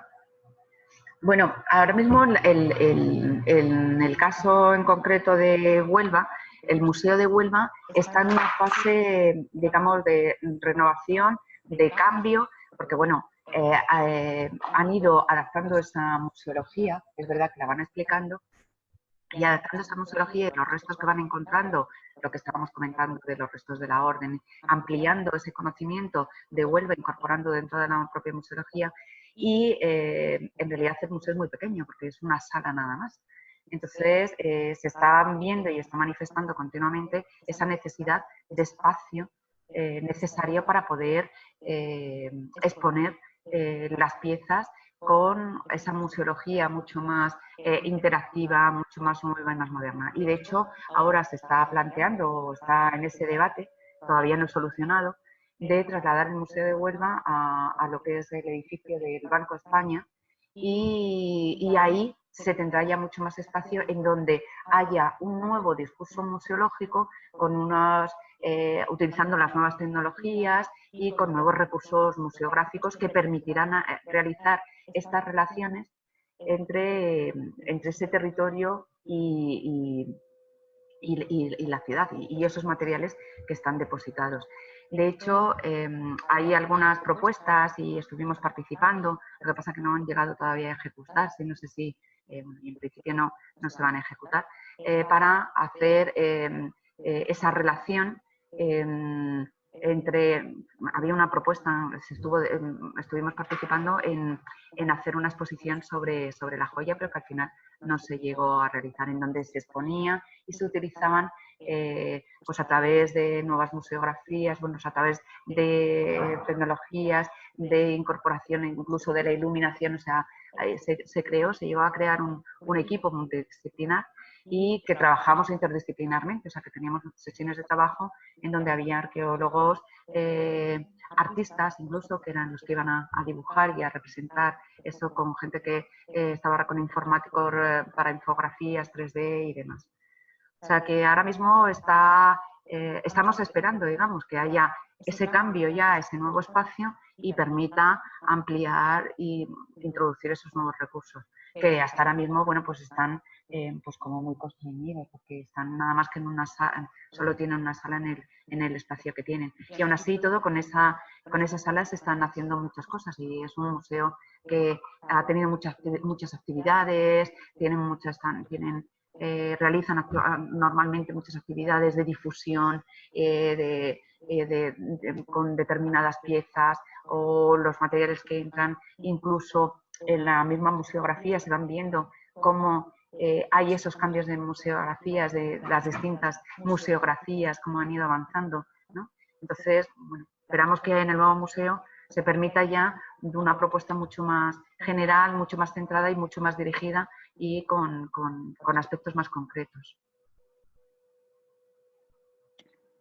Pues, ¿alguna pregunta más en la sala? No. Y virtualmente tampoco hay ninguna pregunta más, así que bueno, vamos a dar por finalizado el acto. Agradecer a Yolanda, evidentemente, que haya compartido con nosotros la presentación de su tesis, a los directores de tesis también que hayan estado con nosotros, bueno, y a todos los participantes, tanto virtual como presencialmente. Y bueno, desde Formación queremos seguir trabajando para seguir organizando otras actividades y acercar en estos tiempos un poquito más complicados las actividades que hagamos de manera virtual. E intentar también mejorar los fallos que vayamos vamos aprendiendo, todos vamos aprendiendo. Y mejorando, así que eso es nuestra intención. Así que muchas gracias y nos vemos pronto. Gracias a todos.